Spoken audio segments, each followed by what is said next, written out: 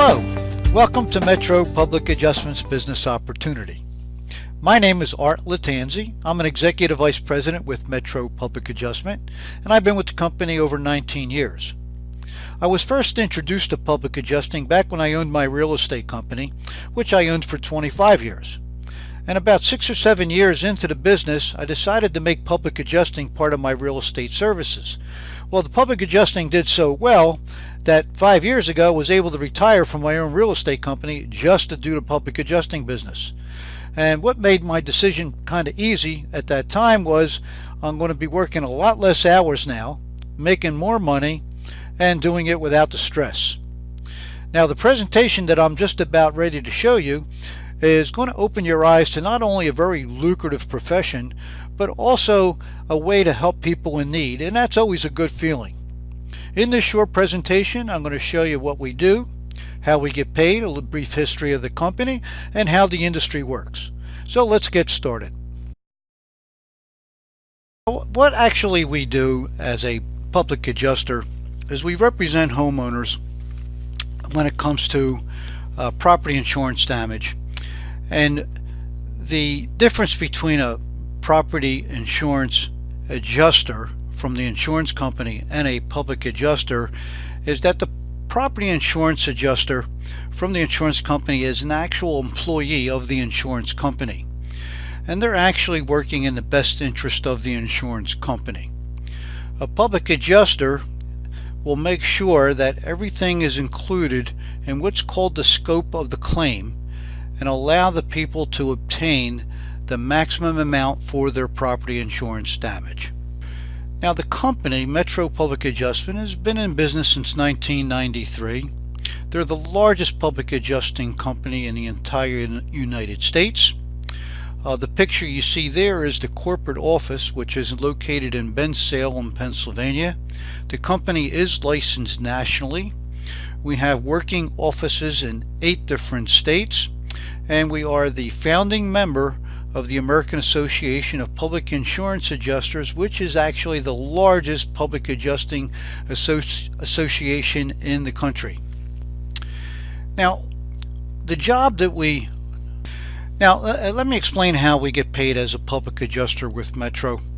First of all, our job is what's called a claim representative, and everybody that first comes into the company comes in under that same position.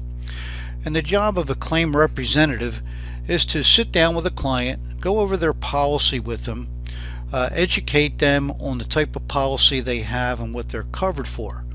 Now, if there happens to be damage at that property, our job is to determine if that damage is covered under the policy that they have.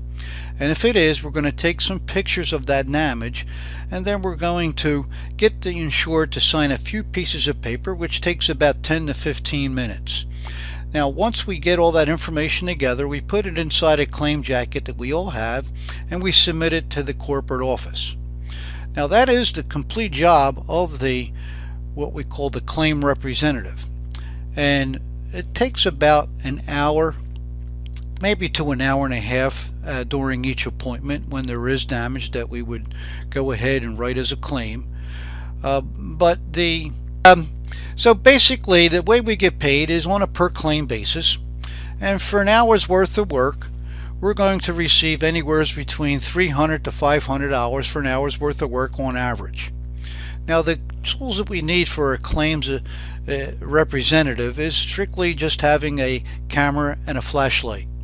Now, just to give you an example of how this works, when somebody has some storm damage to their property and they lose a few roof shingles, and say rain comes in through the house, through the roof, and inside maybe one of the bedrooms, and there's a ceiling that's got a wet spot and the wall might be a little wet, and say the carpet got a little wet. Well, then they call the insurance company, and the insurance company adjuster comes out and they write up what's called their scope. Now, their scope is going to be pretty minimal compared to a public adjuster scope, but just to give you an example, with some missing roof shingles, we're going to go ahead and just replace some of the roof shingles that were missing, and we have a drywall repair where we're going to fix some drywall. We're going to put in a repair to do some painting over the drywall. And if the carpet got wet, we're going to receive some money to shampoo the carpet. And also, like say in the dining room where it came down through the bedroom into the dining room, and even like say there was some cupping of water that was sitting on the hardwood floor, and of course there might have been some wall and ceiling spots, which is also going to have a ceiling and wall repair with some painting. Now, this is how a lot of the claims are settled, and there's nothing wrong with this because people will accept this, but there's a big difference when there's a public adjuster that comes out on the same type of claim. And you're going to see here that this scope here is quite different from the insurance company adjuster's scope. Now, let me give you some examples of why this takes place. First of all, how many people are going to realize that you cannot patch a roof without damaging more roof shingles? And if there's wet sheathing, which is wood that sits underneath of those roof shingles, and that sheathing gets soft, well, now that sheathing has to be replaced. And say with rain coming in through the roof into the attic and there's insulation in the attic, well, now that insulation has to be replaced because it loses its R value. So I think you may get the idea here of why there's so many different variables in a public adjuster scope than there is with the insurance company adjuster scope. Now let me take you a step further with this scope. And I'm not going to go through every step here, but just to give you a further idea how this works, when carpet gets wet, that carpet is damaged. And there's only one way that you can fix wet damaged carpet, and it's not by shampooing, but it's by replacing the carpet. Now the insurance company adjuster knows this, but if the insured doesn't know it, this is what they're going to accept, just shampooing the carpet. Now also, say there's a piano in the room, and the piano has to be moved. Well, there's a cost to move that piano. And then there's a cost to move that piano back into the room. And because the piano was moved, well, now there's going to be a cost to retune that piano. And again, these are the things that people wouldn't think about when it comes to getting the proper settlement for their damage claim. I'm going to give you an idea of what we have to work with, which is quite a bit. Now, first of all, pretty much everybody knows they're covered for fire, but there's a lot more to it than a fire. Say, for instance, there is a fire in the neighborhood and smoke comes into your property and your property has smoke damage, which now will be covered under your homeowner policy. Along with smoke damage, say somebody fires up the fireplace and the dampers close and all that smoke goes through the house. Well, that's also covered under a homeowner policy. Or say there's a grease pan fire in the kitchen and grease and smoke get all over. Well, that's also covered with the homeowner policy. And lightning, well, any type of lightning damage, no matter what happens with lightning hitting the house, whether it causes lightning spots or lightning damage when it comes to burn spots, or just a matter of setting out a surge throughout the house damaging electrical equipment, is covered. So any type of lightning damage is covered. Also, explosions are covered, but the explosion doesn't have to take place right there at the property. It can be anywhere in the neighborhood. If it causes damage, it's a covered loss. Ice damming, weight of ice and snow, these are common experiences that people have during the winter months, which is covered under the homeowner policy. Any type of collapse in the property is now covered.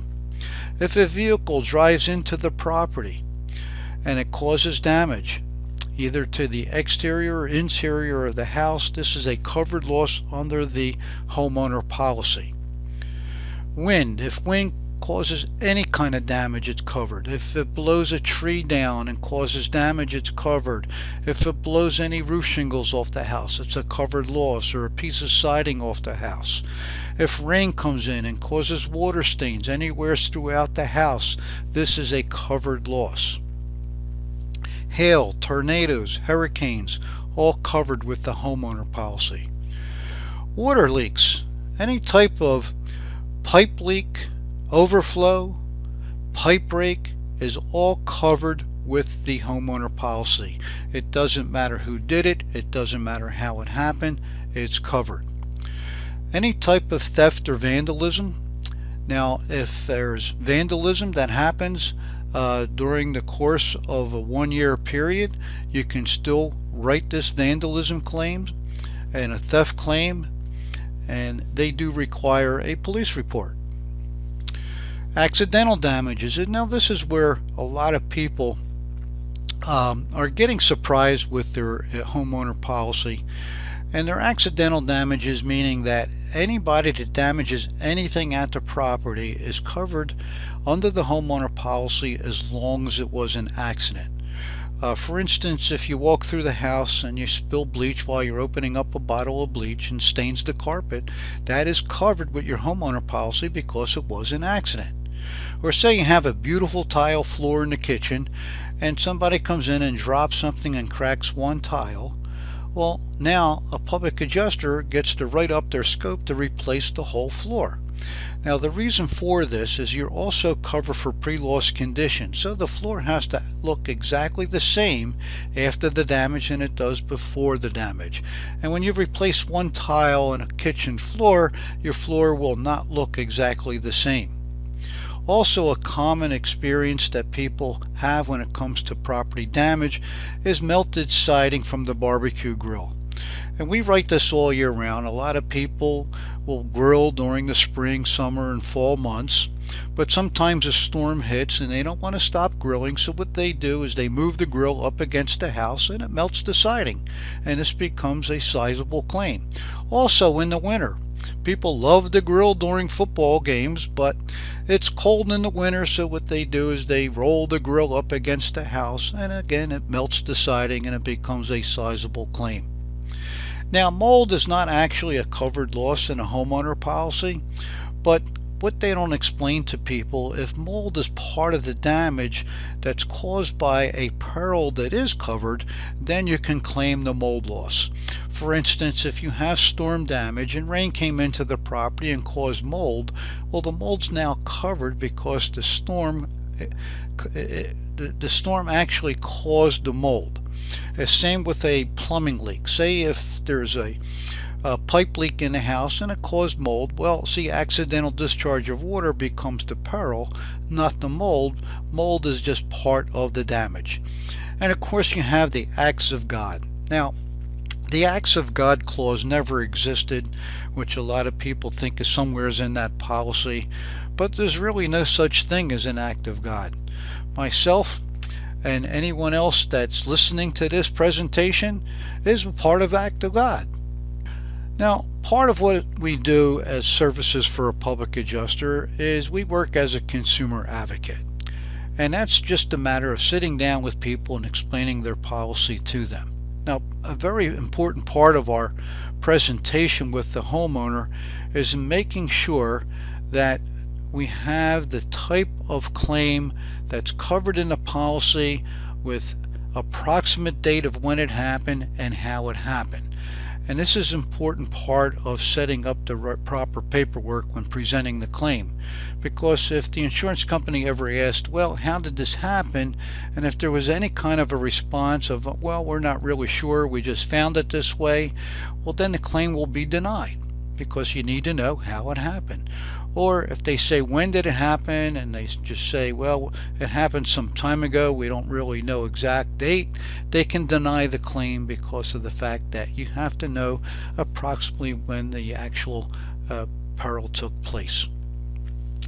Now, again, let's look at the position of the property insurance adjuster as far as, well, now let's recap of our position with a public adjuster handling the claim.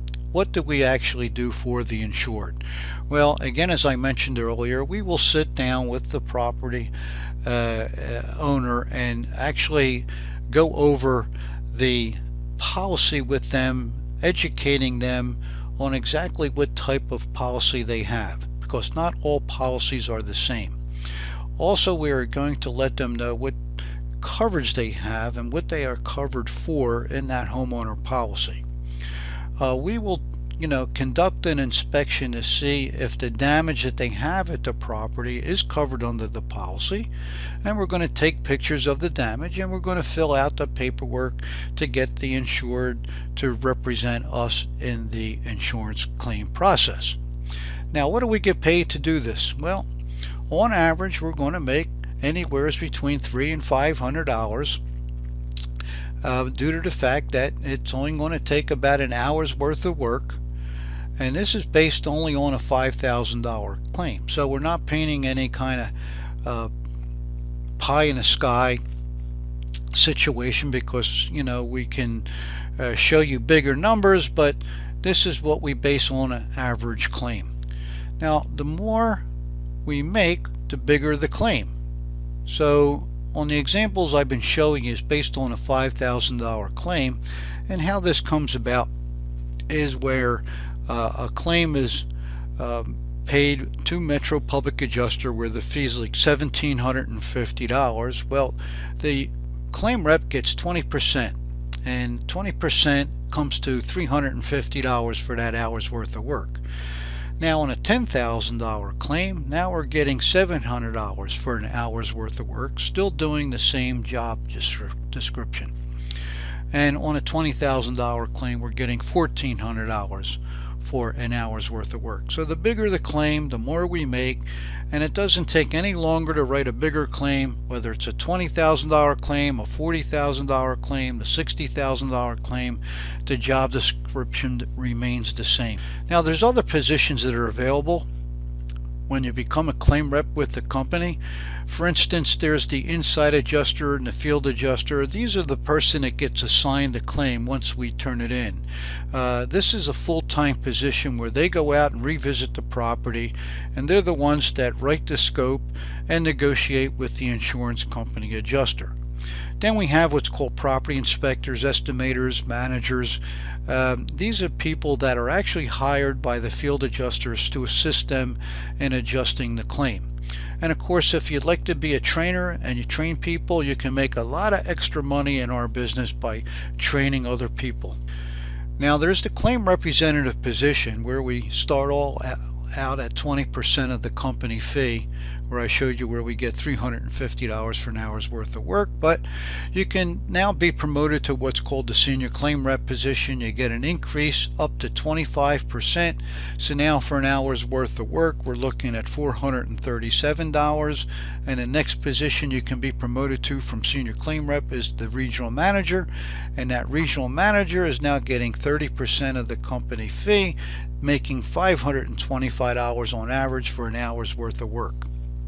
And I came from a real estate company business where I had a business there for 25 years.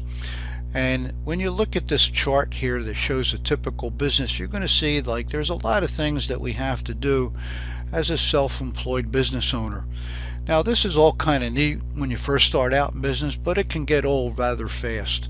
And when you go into the Metro business, you don't have any of those headaches that you had with your other business. For instance, we can work on full-time or part-time hours if we wish. There's no inventory. There's nothing to buy or sell. We have a tremendous training and support system.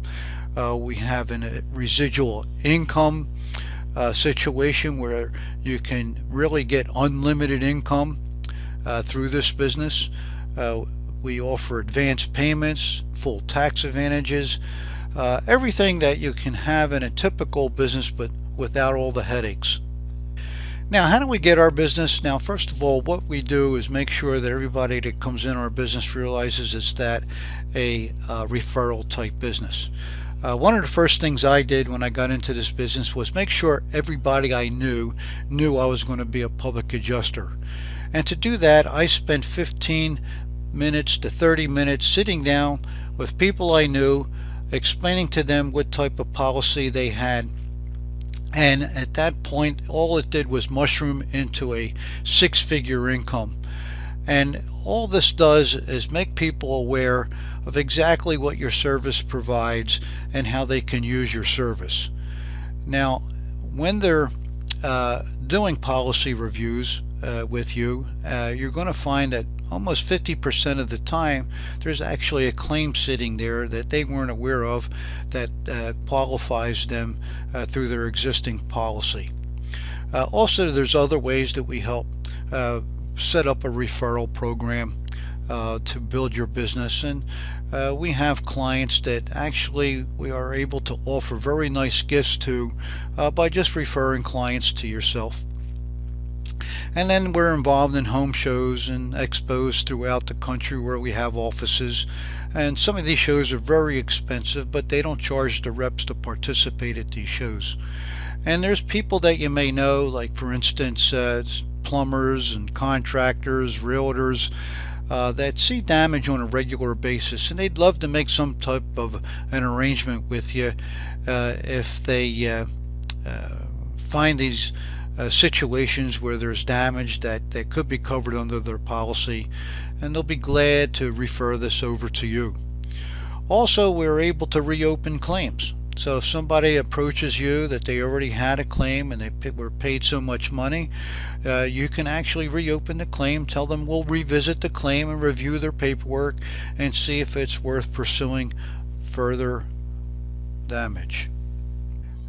Okay, if you like what you heard so far, then what you're going to need to do next is set up a time and day to do what we call an independent contract agreement. At the same time, you're going to need $40 to pay for the training program. When this is completed, we're then going to help you set up to take your state test and give you the training materials to do so.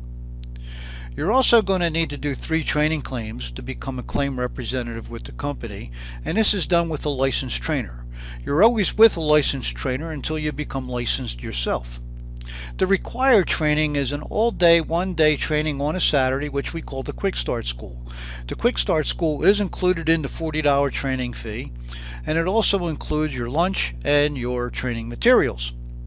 Every Metro office has a 1 hour to an hour and a half training class, which is also included in the $40 training fee, and we have a licensing department at the corporate office that will help you with your bond and licensing application. Now, the company will send you at the end of your training $450, and this is more than enough money to cover any cost that you may have incurred during the training period, including the cost of your bond and your license. And the reason why the company sets this up is because they don't want money to be a deterrent for anybody who would like to be a public adjuster. So money is not a concern. All you need to do is think about investing a few hours a week to see if this profession will work for you. Now, if you have any other questions or concerns, all you need to do is contact the person who sent you this presentation, and they'll be happy to answer any further questions that you may have. So, other than that, have a good day and hope to hear from you soon. Bye now.